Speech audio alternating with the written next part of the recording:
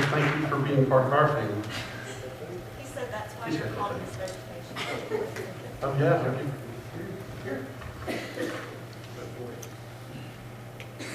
Okay, hello? It's on? Okay, what I'm going to do is just try and give you my perspective of our short-term mission trip. And the first thing that I noticed when we got to Peru, which is Lima, 17 million people, most of the people in Lima, they were not Matt's size tall or Brad's size tall or Ben's size tall. They were my size tall. And I thought this was a good thing because if we ever got to go to the fair or the carnival, I could go on every ride. But anyway, you've heard Matt talk about the mission field, and as I got there and learned a little bit about it, I related it more to a battlefield in that when God calls you to do his work, Satan is listening too. And he certainly knows the buttons and the switches and everything to flip. And this is the quintessential battle of good versus evil. And only this battle is for people's souls. So it gets more intense. Before we left, we all came under some kind of attack, either personal, financial, spiritual, whatever. We knew that Satan was trying to stop this. So as we left out on the trip, we were all a team, but we started as gathering into small groups as battle buddies. What's a battle buddy? That's just someone that you can count on, someone that's going to be there, someone you can talk to. And so we kind of grouped up into battle buddies. So you'll hear some of us referring to each other as battle buddies as we go on. So the 5 words that I picked to describe our short-term mission trip are powerful, personal, emotional, growth, and exhausting. I'll give you a quick example, or my quick example of these. Powerful, as we left, I could feel the Holy Spirit moving in me the whole time. It was just nonstop. I knew he was with me. Everything that we did from the time we got in the van out here till we got back was amplified. It was just so real. It was so big and nonstop, constant. If we ever stopped for a minute, we fell asleep. I mean, we would just go, go, go. It was kind of like a revival from the time we left till the time we got back. That was me, and I think it's times 15. All of these experiences, I think, are times 15. The only thing that I could relate how powerful it is was the first time Jesus came into my heart. That's the kind of power I felt. So that's pretty special. And then it got personal. Some of you may know I have back issues, and a couple times a year I hurt my back.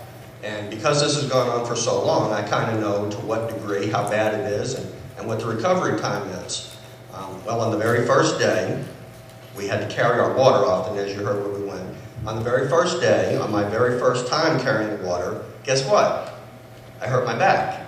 And I wanted to go there, and I wanted to do really good. I wanted to work hard. I wanted to be a good team member. And now, all of a sudden, I'm afraid I'm a liability. So it hurt, but I kept going and wait to see what happens, how long I can go before I have to lay down. So I kept going, and through the day, I won't say no problem, but it worked out okay. At night, it started to tighten up, but still okay. I went to bed, and in the morning, I woke up. And I got up, and I wasn't expecting that. This one should have put me down for at least a day or more. And as I was praying, kind of asked God about that, and he said, yeah, I know, don't worry about this. You just keep going. So I did, and all week long I kept going, and it worked out okay. I laid down a lot when I got back, though. So that was personal. Emotional, we got these Avenger bracelets, and we went to the park that first day, and I went and tried to meet some people. And the first family that we met were Carmen, her son Mateus, and her husband, who has a really hard name, and I couldn't say it then, and I won't try now.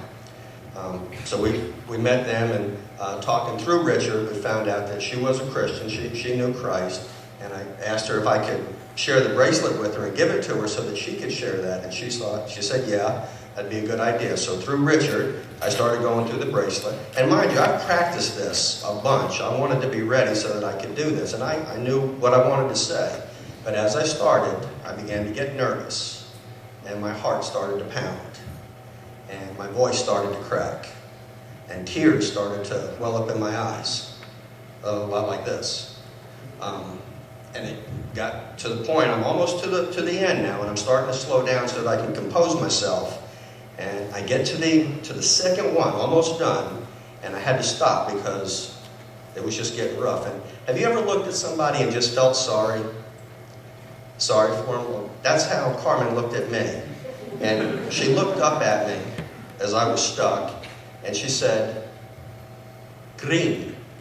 And that was just hysterical, and it brought me back to where I needed to be. And I realized, this is serious, but don't take it so serious. But it becomes very emotional, and that was my example of emotional.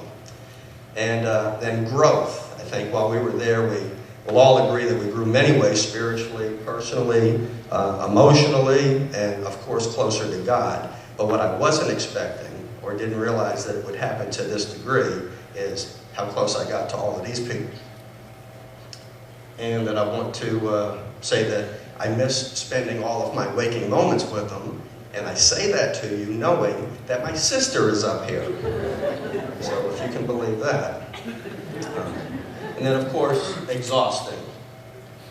As you can see, by the time we got to the airport, we weren't ready to go anymore.